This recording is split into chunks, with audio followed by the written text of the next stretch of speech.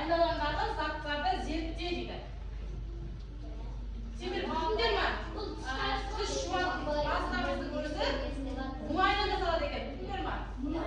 Иә, ол да пайдалы қазбалар жатады екен. Косметика, ол да жаңағы қалдықтарынан, мұнайдың, көмірдің бәрі қалдықтарынан жасалады. Алтын, білеміз алтын қалай, краскілер түрлі түсті. Даже дәрілердің өздері мұнайдан жасалады екен.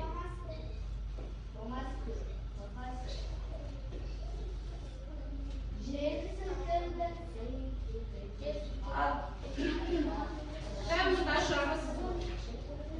Кітабымызды ашамыз.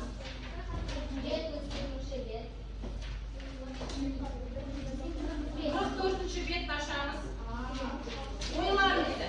Жер бетіндегі сызаттар, жарықшылар қандай себептерден пайдалы болуы мүмкін? Қараңдаршы, қандай себептерден пайдалы болуы мүмкін? Жер сілкінісі кезінде жарықшылар пайда болады. Және де пайдалы қазбаны өндірудің зияны, иә? Пайдалы қазбаны өндіріп жатқан кезде ол да жерге зиянды келтіреді ғой. Сол үшін осындай жарықшылар міне жер бетінде трещина сызғояз, сызғыштар пайдалы болады. Ал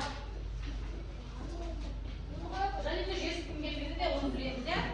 Плиталар қозғалып, осындай жарықшылар пайда болады. Кеттік. Пайдалы қазбаларды жерден қазып алу жердің барлық қабығына әсер етеді. Біріншіден ол шахта мен карьерді қазу әсерінен сырғыма, опырылу сияқты құбылыстар орын алады. Олар литосфераға өзгеріске ұшырайды. Қараңдар, шахта мен карьер білеміз, иә? Шахта деген не бізде? Кім айтады? Дұрыс. Арнайы жердің қазбасы, жердің бетіндегі қазба. Карьер деген не? Ой, шахта деген жердің астында ғой. Карьер деген жердің бетіндегі, иә? Қазбалар. Оның бәрі сырма, опырылу сияқты құбылыстарға орын алады. Сырма деген не ол? Сырманың басында не істейді? Карьер, жаңағыда не ол? Карьердің әсер еткенде қазылады ғой, иә, жер? Сол кезде не істейді тау? Опырылып түсе бастайды тастар, иә?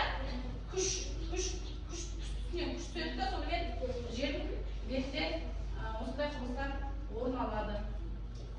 Пайдалы қазбаларды қазып алғанда тек пайдалы заттар ғана емес, қолданбайтын бос тау жұмыстары да сыртқа шығарылады. Олар тау сияқты үйіліп жатады. Олар осы тауларды террикон деп атайды. Террикон. Жаңа сөз бізде. Дәптерімізді ашамыз. Бүгін күн жазамыз. Наурыздың 12-сі сынып жұмысы.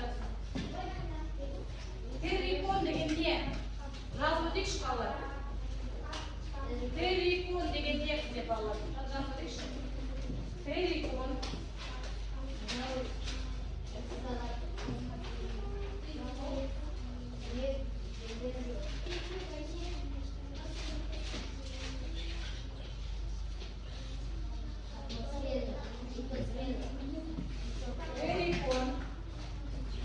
Террикон дегеніміз не?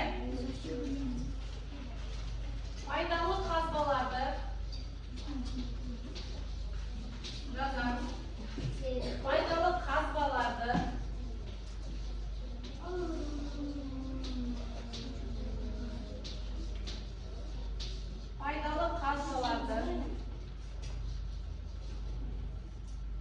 қазып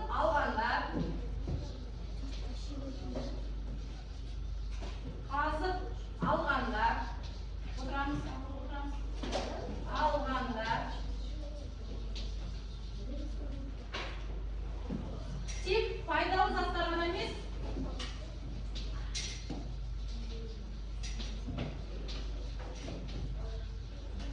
бұл террикон балалар өте зиян, адамның денсаулығына, өміріне өте зиян нәрсе негізі. Бұл деген былайша айтқанда отходтар ғой, иә? Пайдалы қазбаны қазып алғанда тек пайдалы емес,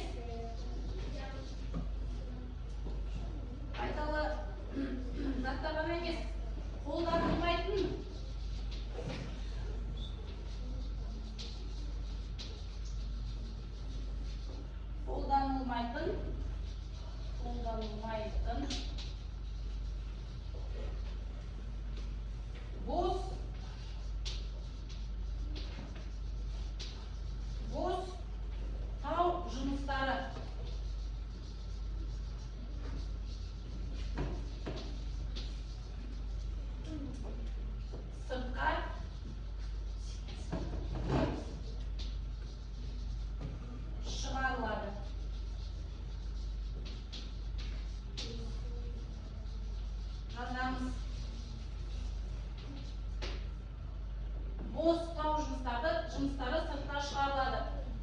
Жаңағыны айттық, иә, бұл деген өте зиян. Бұл террикон бар жерде шөп өспейді, ағаш өспейді. Қаншама пайдасыз, жаңағыдай қаншама километр пайдасыз территория, ешқандай жақпайды оған. Оған не шөп өспейді, не ағаш өспейді. Иә, жазамыз.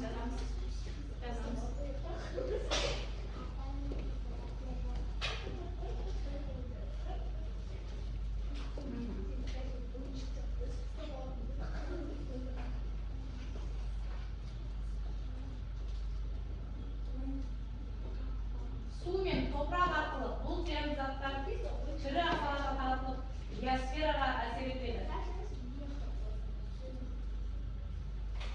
Жаңбыр жауғанда зиянды заттар сумен шайылып, су қоймаға қойылады. Осылайша гидросфера қабығына әсер етеді. Сонымен пайдалы қазбалар тек қана литосфераға емес, гидросфераға да, биосфераға да, литосфераға да бәріне әсер етеді екен, иә? Литосфера деген не бізде? Жердің қатты қабығы, иә? Биосфера деген не? Есіңізге түсірейікші? Биосфера. Бұл деген өсімдіктер, иә, тірі ағзалар, иә, тірі жануарлар, бәрі бізде биосфераға жатады. Демек, террикон бар жерде ешқашан жануарлар да жүрмейді, ағаштар да өспейді, шөп те өспейді екен. Ал кеттік ары қарай. Міне келді, жаңағы террикон осылайша болып қалады. Тау сияқты. Не ол? Террикон, міне. Тас қой? Тас қой, былайша айтқанда. Пайдалы қазбаларды аламыз жер бетінен, иә, карьердің жаңағы, карьер сияқты, экскаватормен. Соның атылған тастары террикон деп айтады. Отходтар ғой. Ал отходтар уже переработкаға өтпейді ғой. Отходтар қалғаннан кейін ол енді ештеңеге жарамсыз жер болып қалады, жаңағы жер, түсіндіңіз ме? Пайдалы қазбаны алдық келіп мұнайды. Енді ол жер ешқандай жарамсыз, адам тіршілігіне ешқандай жарамсыз еді. Не шөп өспейді, не ағаш өспейді, не жануарлар жүрмейді. Жаңағы айттық, не адам денсаулығына зиян заттары бар, жарамсыз жер учаскелері, ағаш және шөп өспейді, жаңбыр суымен шайланады, ал зиян заттар табиғи су айдындарына түседі. Ластанған су және топырақ арқылы өсімдіктер және жануарларға зияны түседі. Бұл деген зиян салдары. Ал енді мына жерде не көріп тұрмыз біз? Не көріп тұрмыз? Пайдалы қазбаларды не істеу арқылы? Өндіріп жатырмыз. Мынау экскаватормен өндіріп жатыр. Мына жерде карьер, шахта қайда? Жердің астында.